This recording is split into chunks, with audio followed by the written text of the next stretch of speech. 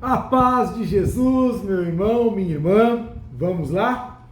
Dar continuidade aqui no nosso estudo do Evangelho de São João.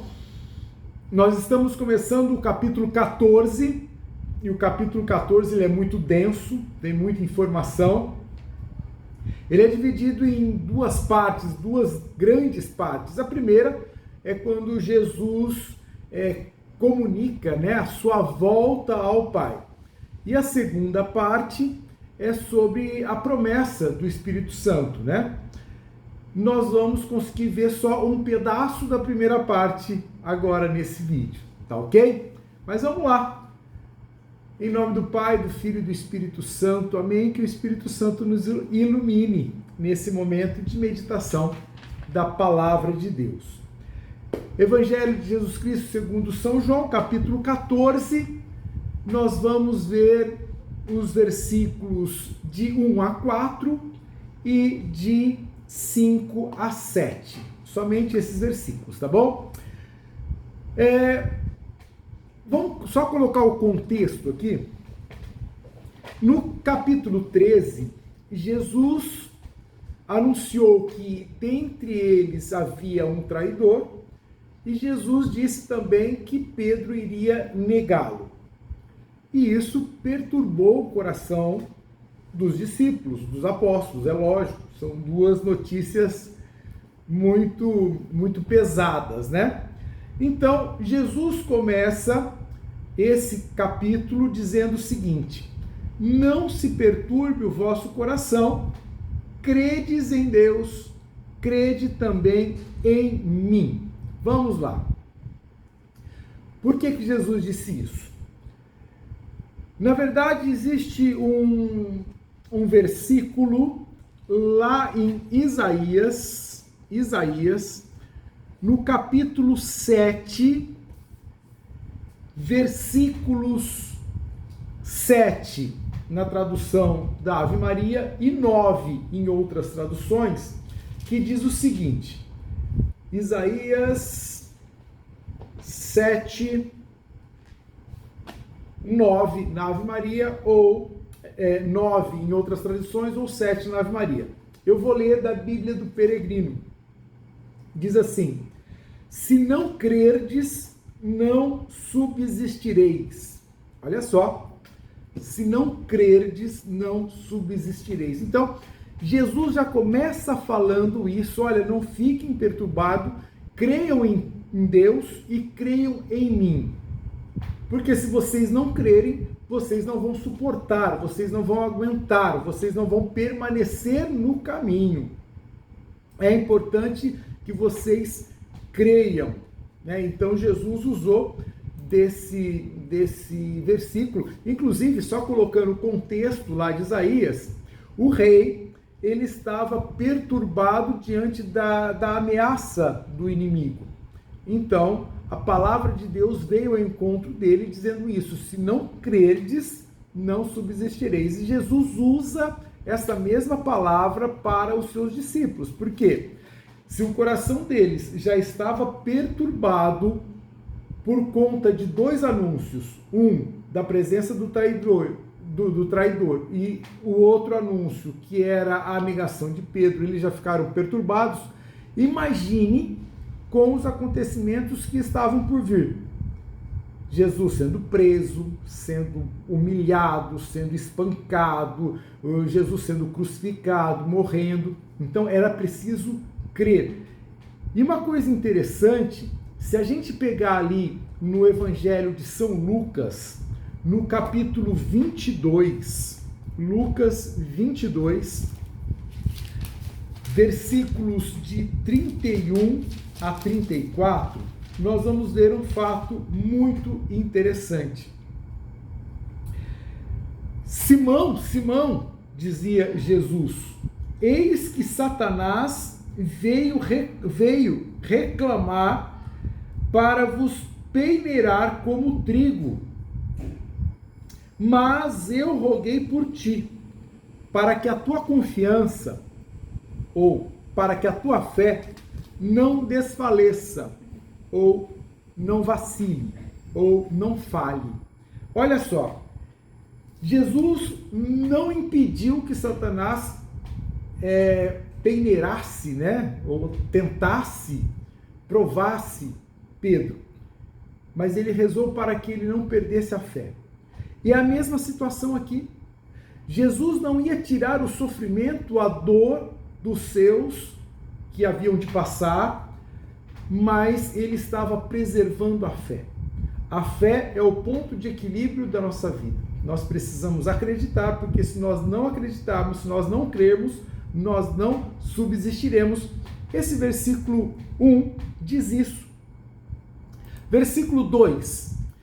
Jesus já vai começando a preparar o coração deles e acalmar, e consolar, e confortar os discípulos, dizendo da vida eterna. Falou, olha, eu vou para o meu Pai, porque lá tem muitas moradas, e eu vou preparar uma para vocês, aí depois eu volto e busco vocês para ir comigo.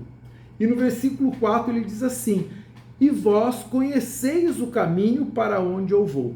Então Jesus começa a cuidar agora do coração deles, tranquilizando e já fazendo promessas. Olha, na casa do meu Pai há muitas moradas. Inclusive, esta imagem do céu como uma morada, ela é bíblica, né? Existem várias passagens da Bíblia que mostra isso, né?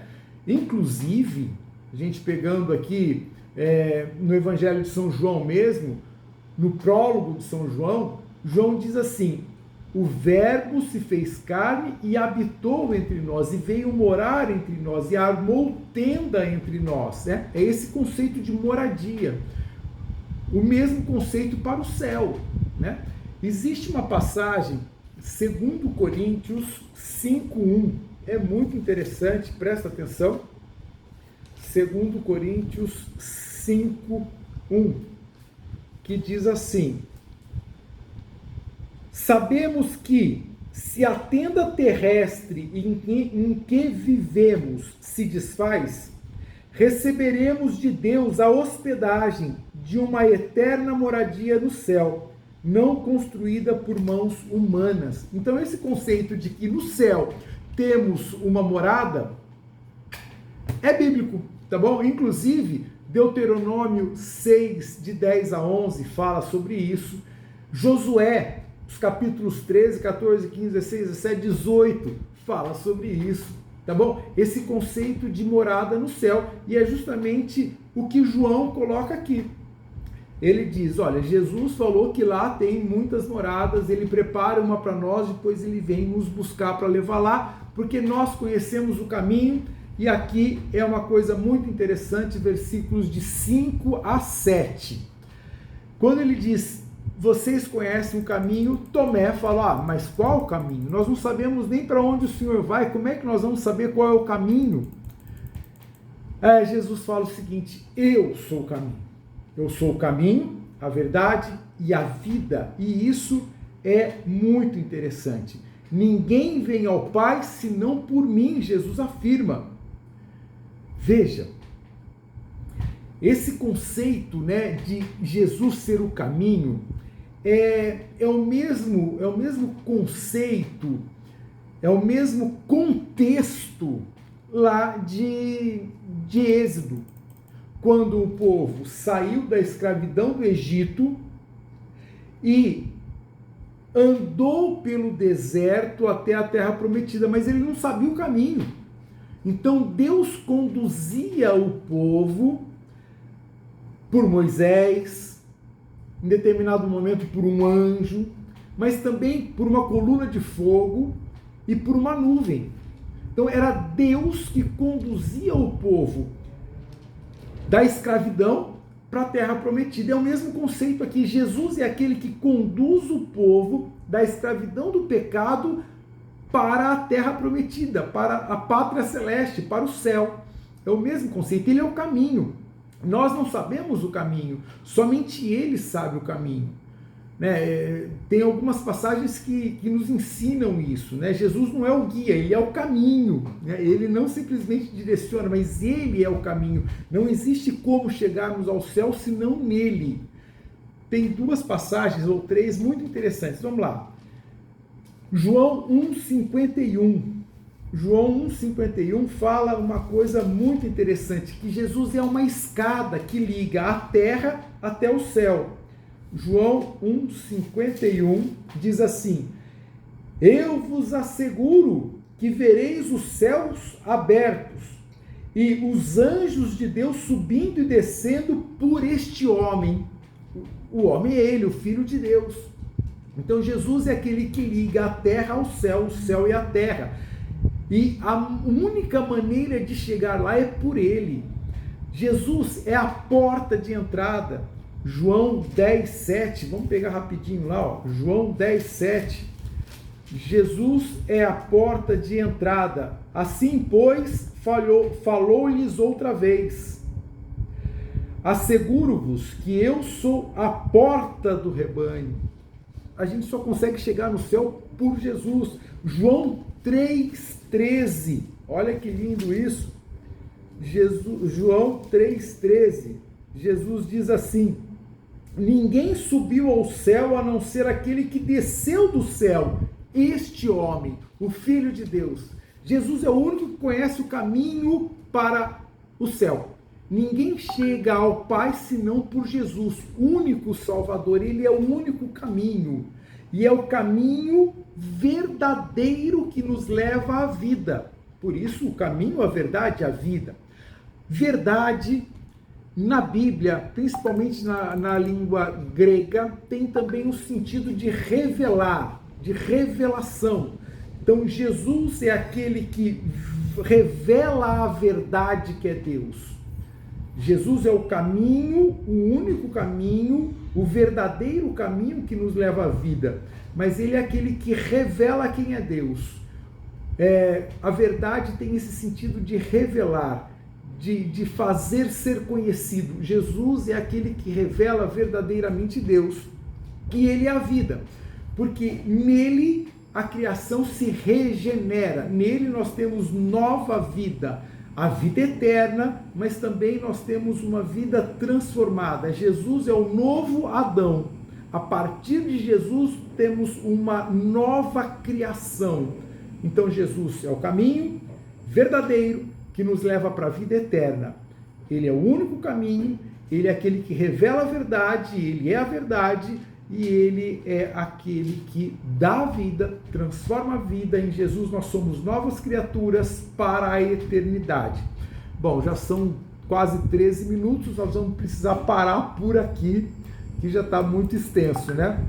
Depois a gente continua do versículo 8 em diante, tá bom? Fica com Deus, estuda